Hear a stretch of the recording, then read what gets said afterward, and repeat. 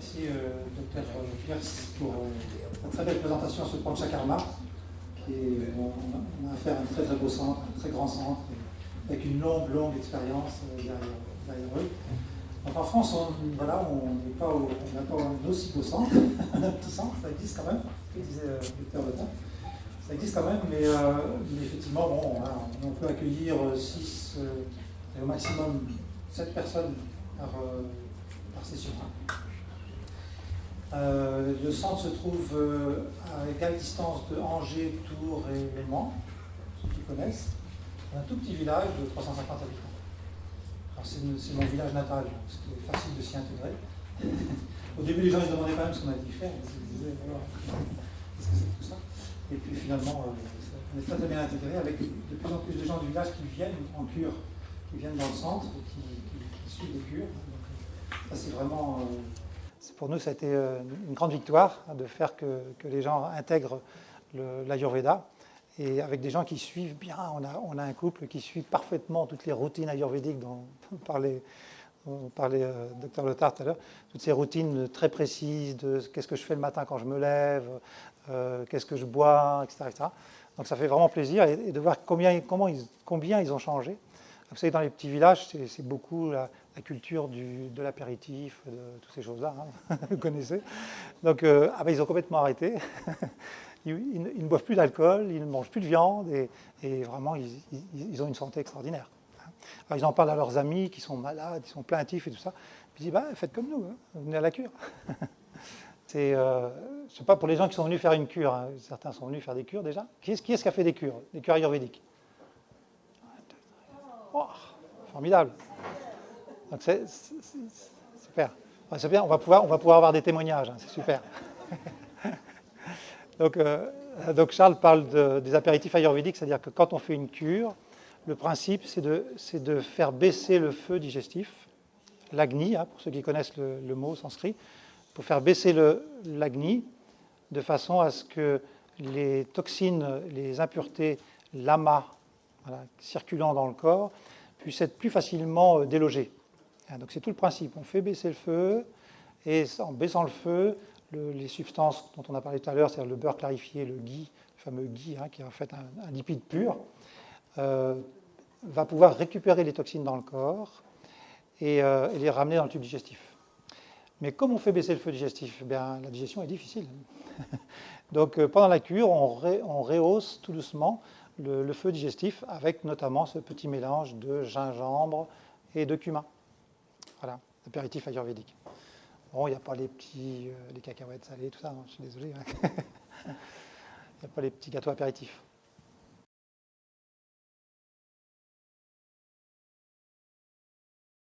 Alors ça dépend ce que vous êtes prêt à faire. Voilà, l'Ayurveda, c'est toute une question d'autoréférence. Hein. L'Ayurveda, science de la vie, c'est la science de notre vie, hein, de la vie de chacun. Donc ça dépend ce qu'on est prêt à faire. Mais il y a des choses qui sont intéressantes d'intégrer progressivement. Par exemple, le fait le matin de boire de l'eau, on va dire tiède, avec un mélange de miel et de citron. Alors pourquoi? Parce que ça facilite le transit et que ça nettoie le tube digestif. Donc ça, c'est très intéressant le matin au réveil. Et ça favorise le fait d'éliminer le matin. Alors les quantités disons, on dit un verre en général. Et Dr Adjou, là, qui est un de nos professeurs, disait, alors vous prenez un verre le matin. Et si le désir d'aller à la selle se présente, vous allez à la selle. Puis, si ce n'est pas le cas, vous prenez un deuxième verre. On disait, ah oui, d'accord. Et puis, un deuxième verre d'eau, chaud tiède. Et puis, si ça ne fonctionne toujours pas, vous prenez un troisième verre. Puis on lui dit, mais docteur Adjou, combien de verres on prend? Autant que c'est nécessaire, jusqu'à ce que vous alliez à la selle. Alors, lui, 7-8 verres, il faut. Donc voilà, le matin, la première chose à faire le matin, c'est d'aller à la selle. D'accord. Ça, c'est vraiment un conseil très, très important. Je me souviens d'avoir accompagné un Védia en tournée en France. Et alors, il prenait le pouls. Puis il voyait le patient, puis il disait « problème isère ». Deuxième patient vient, puis il dit « problème isère ». Troisième patient « problème isère ». Finalement, je me dis « mais ça commence à avoir un petit doute, quoi ».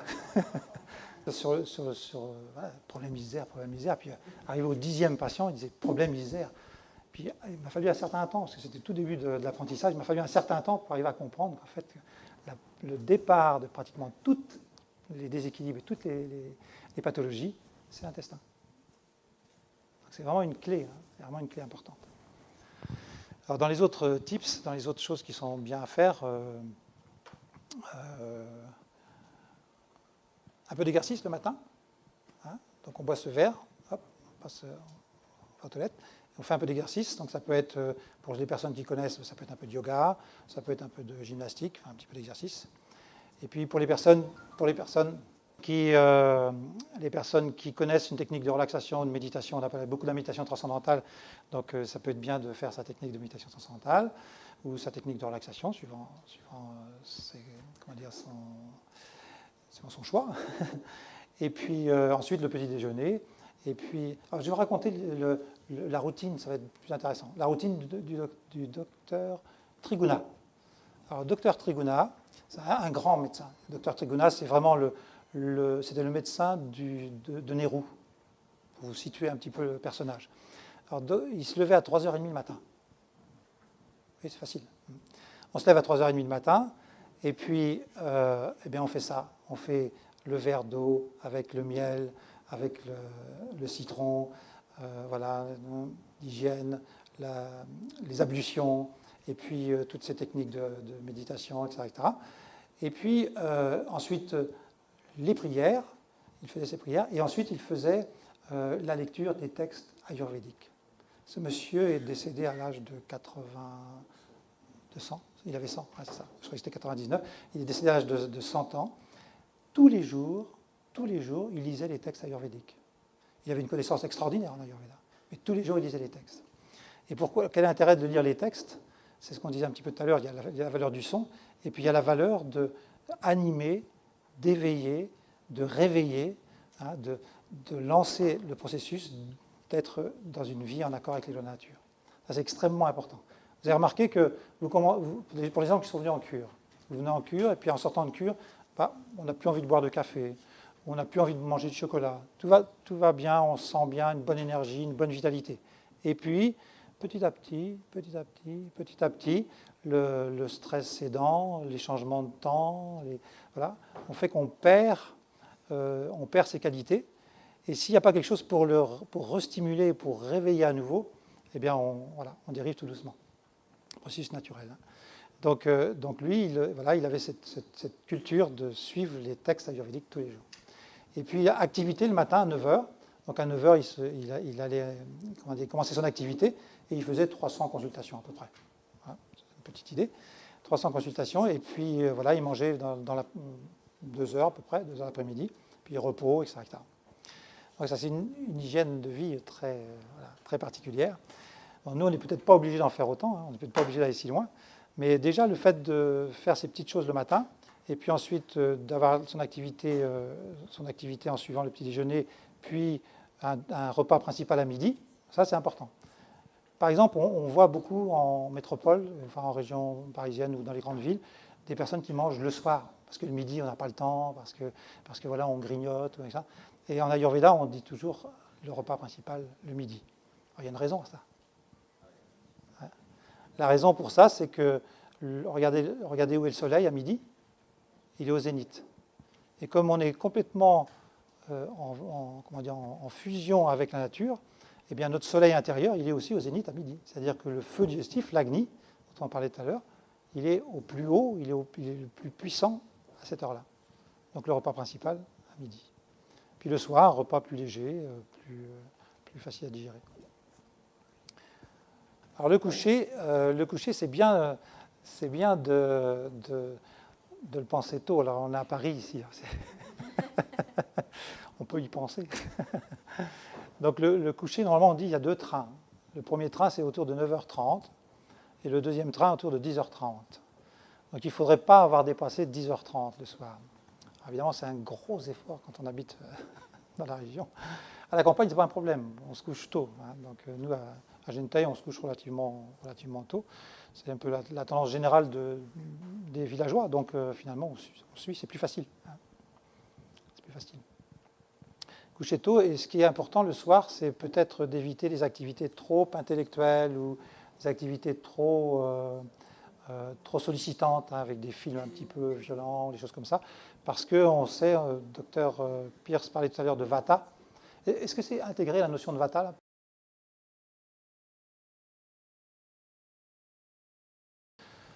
Alors Vata, Pitta, Kapha.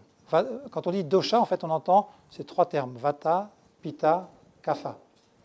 Vata, c'est le principe à l'œuvre dans la physiologie qui gère tout ce qui est mouvement, tout ce qui est communication, tout ce qui est mise en relation. Donc tous les mouvements du corps, respiratoire, les mouvements de l'influx nerveux, la circulation du sang, tout ça c'est géré par Vata. D'accord? Donc on peut dire quelque part c'est un principe d'intelligence, c'est de l'intelligence. Moi j'aime bien dire ça. Vata c'est l'intelligence du mouvement, hein, en nous. C'est l'élément important. Et le docteur Pierce disait, parce que c'est le premier, ça c'est un truc, c'est quelque chose qu'on retrouve dans le Veda, parce que c'est le premier, c'est celui qui dirige, c'est le chef. Donc il dirige Pitta et Kapha. Alors Pitta, lui, c'est quoi? Pitta, c'est l'intelligence, on va dire comme ça, c'est le principe d'intelligence qui gère tout ce qui est transformation dans le corps, tout ce qui est métabolisation, tout ce qui est digestion. Alors ça va de la digestion de la nourriture, avec les 13 feux qui permettent la digestion des différents tissus dans le corps, jusqu'à la digestion des émotions, la digestion des pensées, hein, la digestion des sens, des perceptions. Donc quand on parle de Pitta, et qu'on parle de métabolisme, il faut englober la totalité de ce qui nous nourrit. Hein. Tout ce que l'on mange, c'est autant de la nourriture que des émotions, que des pensées, que des concepts, hein, que des sensations physiques. Voilà. Ça, c'est vraiment nourriture. Et il y a un concept aussi, tout à l'heure, en écoutant la conférence, qui demandait peut-être un peu d'explication. C'était le concept d'ama.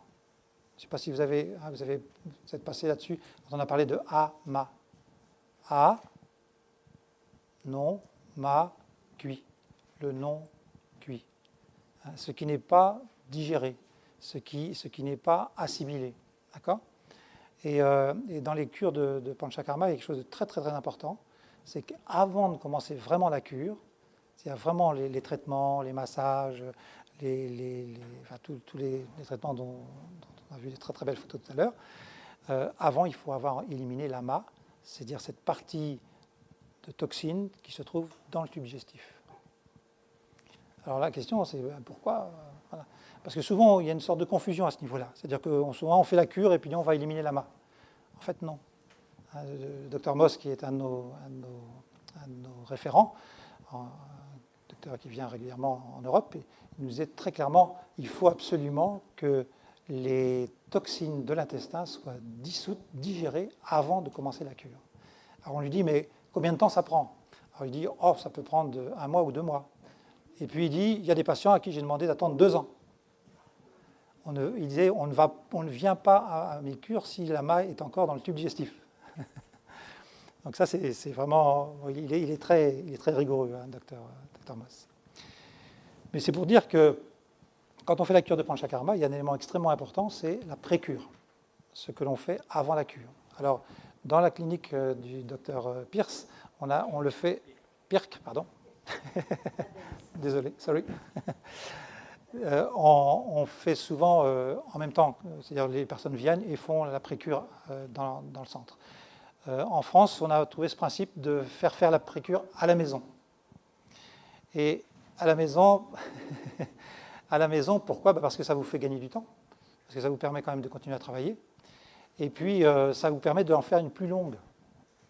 C'est-à-dire on essaie d'envoyer assez longtemps à l'avance les éléments pour que vous puissiez faire une plus longue pré-cure. Parce que, je vais vous lire un petit témoignage. Oui, je vais vous lire un petit témoignage. Alors il dit, concernant la préparation au Panchakarma, d'abord j'ai pris cela très au sérieux. J'ai compris que cela avait de l'importance. Cure après cure, je l'ai fait avec de plus en plus de plaisir. peu ce que disait le docteur Pierre tout à l'heure. Il y a des aspects de la précure qui sont au début pas faciles. En premier, je réduis ou fais disparaître complètement un certain nombre d'aliments, comme le café, le thé, le vin, la viande. Je prends un soin particulier à mon alimentation pendant cette période de précure. La précure, c'est aussi la prise de beurre clarifié. Alors au début, c'était un exercice un peu difficile, mais maintenant, je dois reconnaître que c'est pas loin d'être un plaisir. La prise de beurre clarifié, je vais expliquer. Ouais. C'est pas loin d'être un plaisir. Après la prise de beurre clarifié, donc le fameux ghee, la purgation. Au départ, je ne la faisais pas, mais là aussi, j'ai appris à la faire et je me rends compte que j'arrive à la cure avec le sentiment que déjà une partie du travail est accomplie, que le sujet, ce sera de travailler plus en profondeur, mais que je suis déjà prêt au niveau physiologique, mais aussi sur le plan psychologique. Donc vous voyez, c'est vrai que ce n'est pas facile à mettre en place une précure. Hein. On a un petit peu de mal, il y a toutes les habitudes, toutes les mémoires de notre vie de l'instant, et puis tout à coup, il va falloir changer. Alors, ce n'est pas facile, mais quand on commence à rentrer dans le processus de faire des cures, il y a comment on pourrait dire, non seulement ça élimine les impuretés du corps, mais ça élimine la mémoire des impuretés. Il y a quelqu'un qui m'avait dit ça, un médecin qui était venu en cure une fois, qui m'a dit ça, qui m'a dit, tu sais, Dominique, non seulement on n'a plus cette habitude qui est là, mais on n'a plus la mémoire de l'habitude. Ah, ça, c'était pour moi très intéressant, parce que ça montre que ça va très, très en profondeur, que ça va décrocher les choses jusqu'à la source, jusqu'à la racine. Alors, pour répondre à la question du ghee, alors, le ghee, qui est-ce qui a entendu parler du ghee? Ouais, donc, ça nécessite quand même une explication. Hein. Donc, le ghee, c'est du beurre, préférence bio, que l'on transforme sous l'action du feu. À savoir qu'on le chauffe, jusqu'à 108 degrés. Alors au départ, il se maintient à 100 degrés, 90, 95, 99, il monte tout doucement. Tant qu'il y a de l'eau, il reste en dessous de 100 degrés. Et puis progressivement, l'eau s'évapore et il va rester plus que la séparation de certaines substances, les protéines, les minéraux, etc., pour qu'on ait d'un côté un lipide pur et puis de l'autre côté les impuretés qu'on va filtrer. Donc le ghee, ce travail est très important parce qu'il montre un aspect très profond de l'Ayurveda. On pourrait se dire, oui, bon, on prend du ghee, voilà, on le mange, ça va chercher les toxines, etc. Mais comment ça fonctionne en fait? En fait, ça fonctionne selon des règles bien précises. Ce que disait le docteur Pirk, c'est le ghee, les toxines sont pour la majorité liposolubles. Donc le ghee va faciliter l'absorption de ces toxines, d'accord, de cet amas. Ça, c'est la première chose. La deuxième chose, c'est que parce qu'il est pur, il fonctionne comme une tisane. C'est-à-dire, vous prenez de l'eau propre, claire, transparente, pure, et puis vous mettez des herbes très concentrées dedans. Et au bout de quelques temps, il y a une osmose qui se fait, et tous les principes actifs se retrouvent dans l'eau. Donc on a la même fonction au niveau du ghee, le même processus qui se produit au niveau du ghee. Le ghee réabsorbe les impuretés du corps et les ramène dans le tube digestif. Et c'est pour ça que c'est important et fondamental d'éliminer l'amas avant la cure. Pour que quand le ghee avec les impuretés revient dans le tube digestif, il faut qu'il revienne dans un endroit propre et dans un endroit où il n'y aura pas à nouveau risque de déséquilibre, puisqu'il y a risque de mélange des toxines de l'intestin avec ces impuretés. Parce qu'en fait, en Ayurveda, on utilise une substance, certes, mais on utilise surtout des qualités. Prenons un exemple. Allez, je vais prendre un exemple. La cure d'eau chaude. La cure d'eau chaude, c'est un des grands remèdes en Ayurveda. D'accord ? Cure d'eau chaude, ça paraît tout simple, ça paraît tout banal, mais c'est extrêmement efficace. Alors, qu'est-ce que c'est qu'une cure d'eau chaude ? C'est T. Très chaud, très peu, mais très souvent. C'est-à-dire, toutes les demi-heures, vous prenez quelques gorgées d'eau très, très, très chaude, qui a préalablement bouilli au moins entre 5 et 15 minutes, suivant les physiologies. Et puis, vous buvez ça tout au long de la journée. D'accord ? Et alors, le but de l'eau chaude, c'est d'éliminer l'amas. On dit on boit de l'eau chaude pour éliminer l'amas. Mais comment ça fonctionne? Ce n'est pas l'eau qui nous intéresse.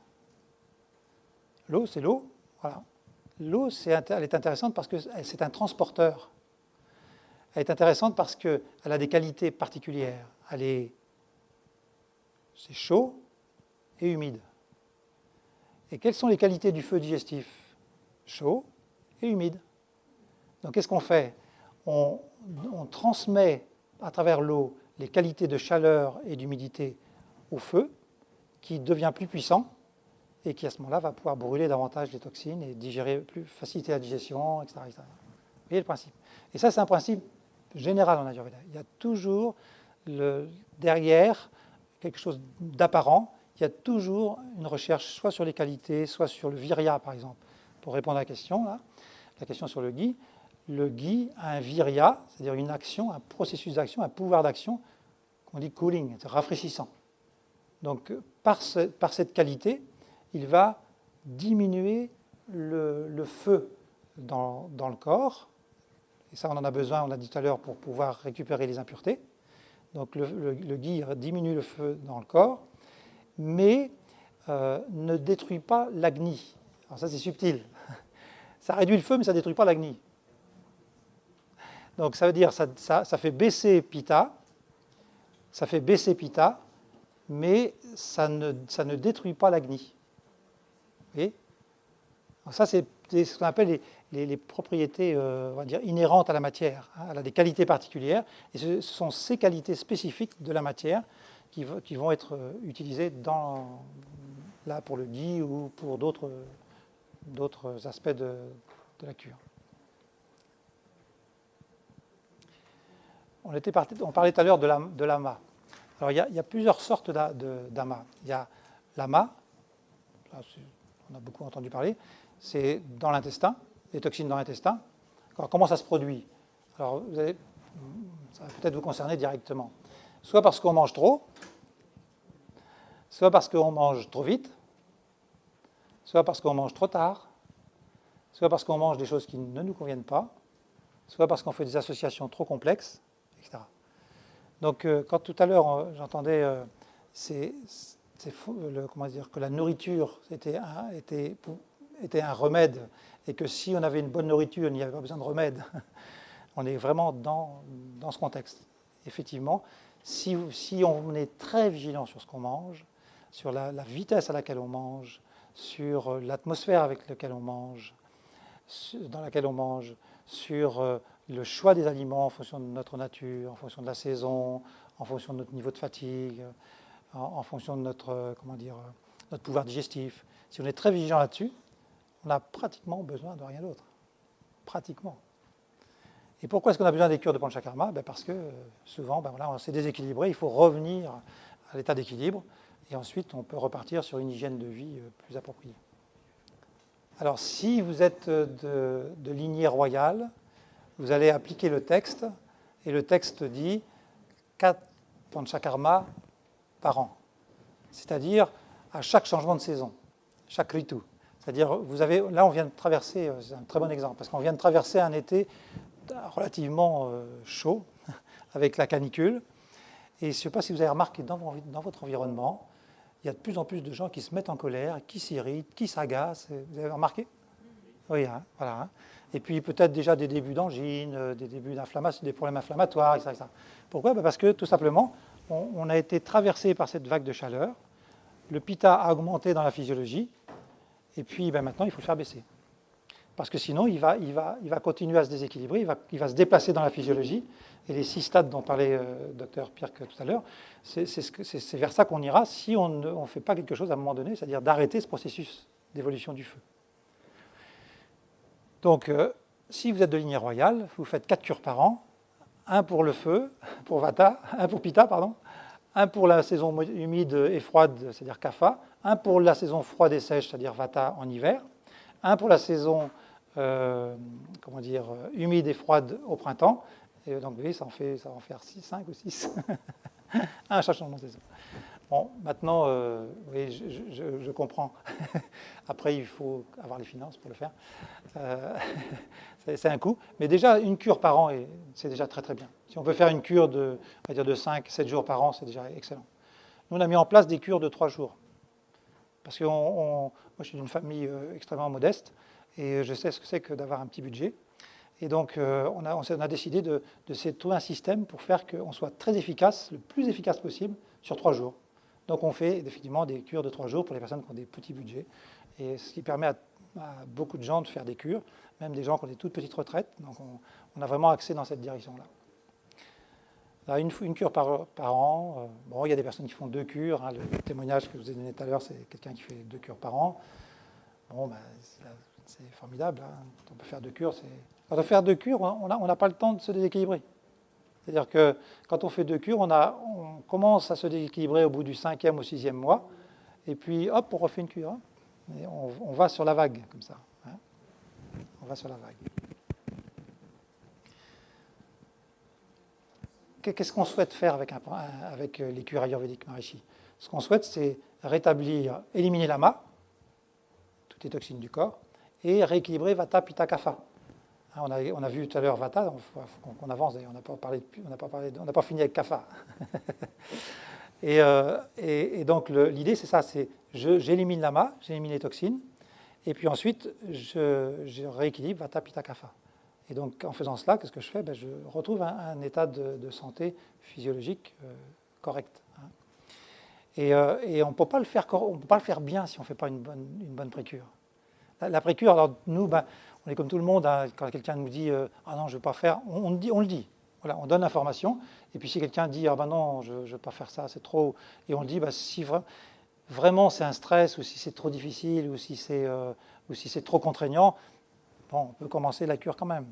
Mais sachez que si vous avez le secret, hein, que si vous voulez vraiment faire une bonne cure, avoir des bons résultats, eh bien faites une bonne précure. Je suis une formation naturopathe, hein, donc je connais bien les jeunes, j'en ai pratiqué en temps. En termes de nombre de phases, oui. En termes d'efficacité, ou disons on ne pourrait pas dire ça. En termes de résultats, non. Pourquoi? Parce que, et ça je l'ai vu, j'ai vu des gens venir à la maison, venir au centre avec des gros problèmes de déséquilibre liés à des jeunes. Pourquoi? Parce que si on est kapha, alors c'est bien, ça nous permet de parler de kapha. Si on est kapha, c'est quoi? C'est le principe d'intelligence qui gère tout ce qui est formation des tissus dans le corps. On dit cohésion, binding, tout ce qui rassemble, tout ce qui construit. Donc on a le principe d'expansion, le principe de mouvement, le principe de digestion, de structuration, de digestion, de métabolisation, de catabolisme, et puis il y a le principe anabolique qui est kapha. Donc ça va, ça clarifie bien, vata, pitta, kapha. Pourquoi le jeûne pose un peu problème? Parce que si on est kapha, c'est-à-dire si on a tendance à anaboliser beaucoup, à prendre du poids, c'est un peu mon cas, jeûner, c'est possible. Jeûner, c'est possible. Jeûner, c'est possible si c'est naturel. C'est-à-dire que vous n'avez pas faim, vous ne sentez pas de manger, vous ne mangez pas. C'est un jeûne naturel, et nous, on a des personnes qui viennent en cure et qui nous disent « Ah ben, j'ai pas faim ce midi, je ne vais pas manger. » Ok, pas de problème. Vous avez un enfant qui vous dit « Ah, j'ai pas faim, je ne vais pas manger. » On laisse. Pourquoi? Parce que c'est un besoin de la physiologie naturelle qui fait que le corps dit « Ah non, j'en ai assez, il faut déjà que je digère tout ce qu'il y a. » Lama, j'ai commencé à digérer ce qui existe là. Donc ça, c'est naturel, c'est ok. Si on fait un jeûne en disant « Je veux tel objectif », c'est-à-dire « Je fais un jeûne de 10 jours, un jeûne de 15 jours, etc. » Là, déjà, on est dans la tête. C'est mental. Et si c'est une physiologie vata qui fait cela, c'est une physiologie plutôt mince, plutôt aérienne, plutôt qui a du mal à construire des tissus. Donc qu'est-ce qui va se passer avec le jeûne? Vous allez priver la physiologie de nutriments. Vous allez faire un processus de vide dans la physiologie. Alors bien sûr, l'ama va se brûler. Les toxines vont se brûler parce qu'il n'y a rien d'autre à digérer. Donc le corps, l'agni, le feu, va digérer les impuretés, mais il va faire monter vata. Et moi, j'ai un exemple d'une personne, un naturopathe d'ailleurs, un ami naturopathe qui a eu ce problème, c'est qu'il ne dort plus. il a fait beaucoup de jeûnes et depuis, il ne dort plus. Il a beaucoup de mal à retrouver son sommeil. Donc c'est vraiment, moi je dis, vigilance. Hein. Ça dépend des physiologies. Hein. Et si c'est naturel, c'est OK. Est-ce que je suis heureux, est-ce que je me sens bien? La joie. Est-ce que j'ai une joie? Me disait le docteur Pierre, qu'est-ce que quand je me lève le matin, je suis joyeux? Qu'est-ce qui le matin se lève avec la joie? Ah, c'est pas mal quand même. Hein. C'est pas mal. C'est pas mal. Hein. Bon, il reste encore un peu, mais... et qui est-ce qui se couche avec la joie? Ah, c'est pas les mêmes, tiens. donc voilà, c'est le critère de l'équilibre, hein, que ce soit au niveau physiologique, au niveau psychologique, au niveau émotionnel, au niveau spirituel, c'est la joie du matin jusqu'au soir et la joie la nuit. Il y en a qui connaissent hein, la joie la nuit. Hein. Ouais, hein. Ouais. On peut aussi avoir de la joie la nuit, dans le sommeil. Effectivement, si c'est bien préparé, effectivement, 2 cours de 3 jours, ça sera préférable parce qu'on va replonger très rapidement, c'est-à-dire quelques mois après, on va replonger dans le processus et à nouveau rééquilibrer les Vata, Pitta, Kapha. Donc c'est judicieux. Si financièrement, voilà, on ne peut pas faire plus, c'est judicieux. Ouais.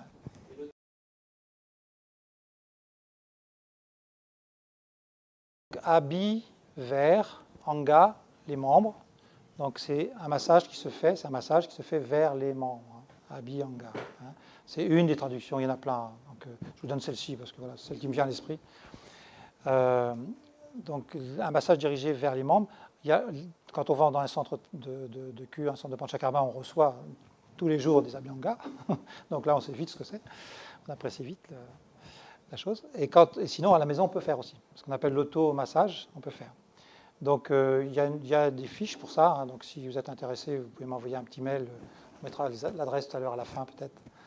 Et là, je pourrais vous envoyer la fiche pour faire un automassage, pour ceux qui ne connaissent pas.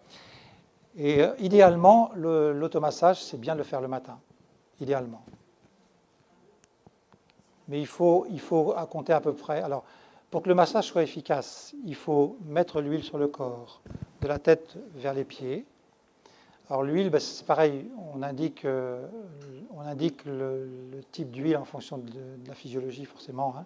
Si vous êtes plutôt de type Vata, on va plutôt conseiller à la maison une huile de sésame. Si vous êtes plutôt de type Pitta, on va plutôt conseiller soit tournesol, soit olive, soit coco, suivant le degré de déséquilibre Pitta. Si vous êtes plutôt Kapha, on va aussi conseiller une huile de sésame possible, mais très peu, très peu. Kapha, peu d'huile, hein, toujours peu d'huile, hein, puisqu'il y a déjà tendance à construire facilement les tissus. Et puis on applique l'huile donc des pieds à la tête et on masse, donc c'est expliqué dans la fiche, on masse en rotation tout ce qui est articulation, hein, toutes les parties des articulations, en longueur toutes les parties longues et plates. Et ça peut prendre 5-10 minutes. Si on peut le faire pendant 20 minutes, c'est extraordinaire.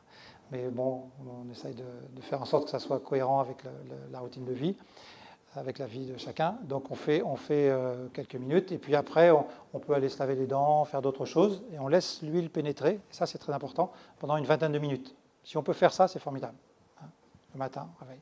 Et si on ne peut pas, le matin, parce qu'on on travaille tôt, il y a un déplacement, tout ça, à ce moment-là, on le fait le soir, en rentrant. Avec la fatigue du soir, c'est extraordinaire. Très relaxant. Disons que c'est sûr que le mode de vie actuel c'est le plus gros déséquilibre, c'est Vata. On le voit facilement. Hein. Vata, même quand on dit Alochaka, on pense déjà aussi à Vata qui déséquilibre Alochaka. Hein. Donc ça, c'est très important d'avoir ça à l'esprit. Et donc au centre, on a essayé de faire ça justement, de favoriser des cures pour la remise en forme. Donc notre travail fondamental, nous, c'est remise en forme, notre axe. Bien sûr, si quelqu'un vient avec un problème de santé particulier, on va aussi travailler, on va l'accompagner. Mais globalement, on a axé, nous, vraiment en remise en forme. C'est pour ça qu'on a mis ces cures de 3 jours, on a essayé de trouver des petits programmes comme ça pour que ça soit facile. Hein. Donc voilà. C'est vrai que si on reste dans une configuration classique avec la cure de 21 jours, Vous voyez, ce qui se fait traditionnellement, on ne peut pas répondre à des demandes comme la vôtre. Donc c'est pour ça qu'on a essayé. Alors on a aussi des cures très très longues, avec la préparation à la maison qui peut durer 15 jours, 3 semaines, avec 7 jours, en centre, ou 9 jours, ou 14 jours en centre. Il n'y a pas de problème. Mais on sait que voilà, il y a beaucoup de personnes qui ne peuvent pas en termes de temps, qui ne peuvent pas en termes financiers, qui peuvent pas non plus, et ça, je ne sais pas si votre question soulève ce point-là, qui ne peuvent pas non plus à cause du niveau de déséquilibre. Parce qu'on ne peut pas démarrer avec une cure de 14 jours, avec un gros déséquilibre, avec beaucoup d'amas, avec un gros déséquilibre Vata Pitta Kapha. Je l'ai fait il y a 30 ans, dans mes premières cures. Hein. Il y a 30 ans, une dame vient et me dit, voilà, moi je veux faire 14 jours de cure. Ok, je commençais dans le métier. Donc j'ai dit, ça doit être possible de faire 14 jours de cure. Bon, j'avais un sentiment un petit peu étrange quand même, mais voilà, on a commencé. Effectivement, c'était très difficile pour elle après la cure. Parce que ça s'est bien passé pendant la cure, hein, pas de problème, il y a le soutien, l'accompagnement, il y a tout l'environnement, il y a les traitements, il y a tout ça. Mais sauf qu'après la cure, il a fallu remonter l'agni, et ça a pris des mois. Donc ça a été fini, hein. Ça a été mon expérience, une seule. Donc aujourd'hui, quand quelqu'un vient pour 14 jours, il a déjà fait 4, 5, 6, 7, 8 cures. Et puis ça dépend de son niveau dans lequel il est. C'est ce qu'on appelle, je n'ai pas développé tout à l'heure, mais c'est Amavisha. Amavisha, c'est quand l'ama s'installe, les toxines s'installent dans le tube digestif. Elles finissent par tapisser l'intérieur du tube digestif. Et ça devient de plus en plus difficile pour le corps d'extraire les nutriments. D'accord ? Donc que fait le corps ? Comme toujours, hein, il a des solutions d'urgence. Le corps, il dilate les pores de l'intestin.